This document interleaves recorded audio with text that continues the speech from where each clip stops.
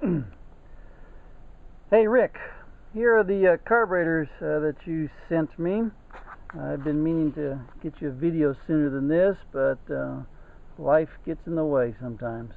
Now then, these carburetors, let's put them in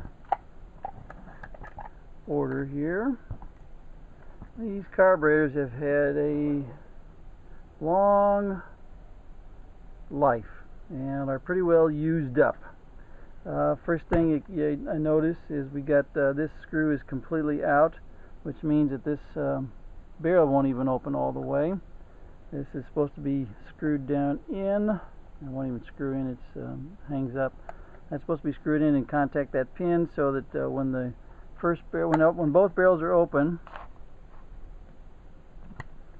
alright, well, when both barrels are open and you back off on the throttle, this pin right here works on, or this screw works on this pin and closes the second barrel mechanically to make sure it closes all the way. Let's take a look here. We've got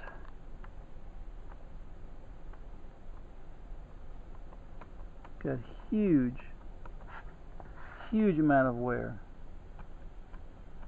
I mean, there's no way these things would even idle, quite frankly.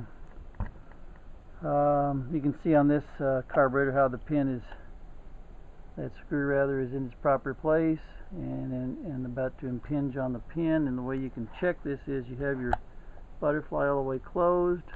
It's hard to do one-handed, and then you just have you're supposed to have just a modicum of movement, just almost imperceptible. This is way out of adjustment, and again,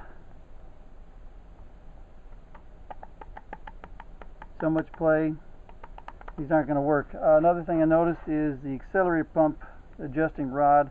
Ordinarily you should have 3 threads showing, and you can see someone's really jammed this all the way up there trying to get this thing to pump, evidently. This one's a little bit better, but it still is exposing too many threads. What else? Let's take a look here. What else?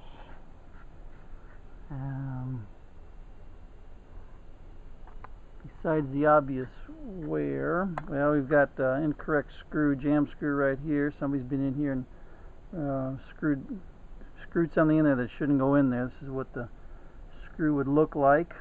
I mean, maybe a better example would be right here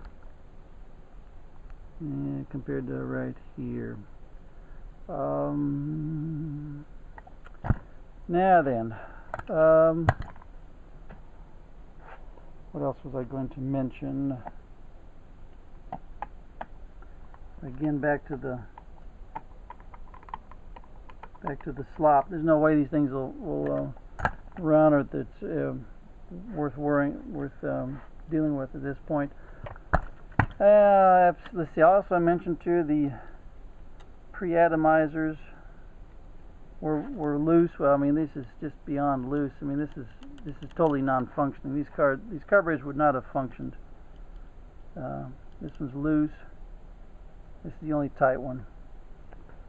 But the biggest problem is the fact that one of these carburetors is cracked at the base where it mounts.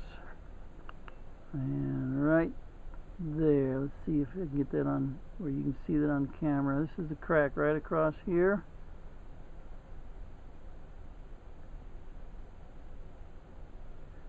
Let's see if I'm getting this in focus for you.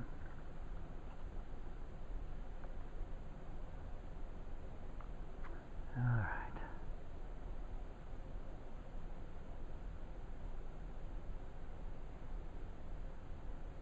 Hope you can see that on camera. Yeah, okay. Look right here especially. Well, it's all through here.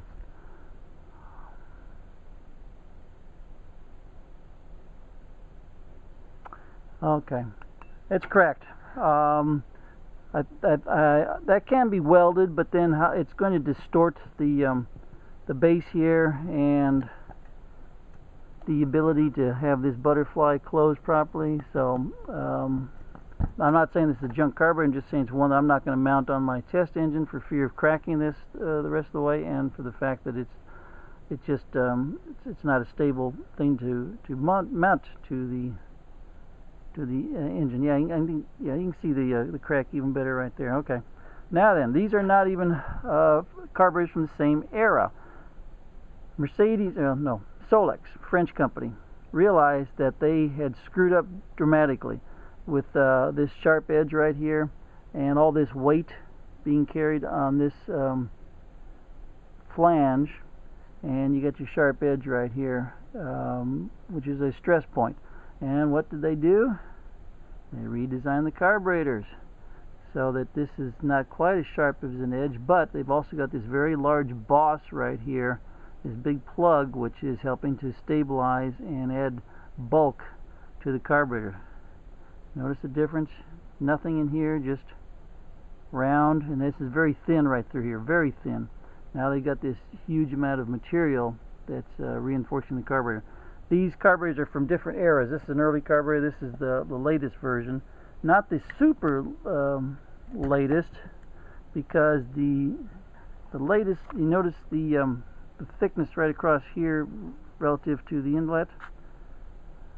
The thickness right across here relative to the inlet. On the latest version of these carburetors, this inlet was made about 30-40% wider to have more material, so this fitting would not strip out.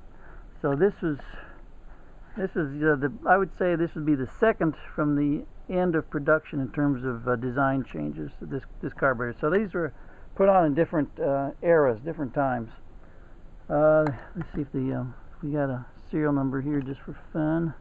All right, that serial number is. Let's see if we can read that. That's 36852. 36852, and this one is, what is it? 34219. So entirely different numberings and entirely different series. I mean, they're just way off. So this is a replacement carburetor. Anyway, the upshot of it is, I'm not going to spend your money and my time mounting these carburetors. I'm just going to send them back to you. And sorry we couldn't help you out, but these things need some welding, and then they need extensive machine work, and that's all there is to that. Thank you, sir, for sending me to me in the first place.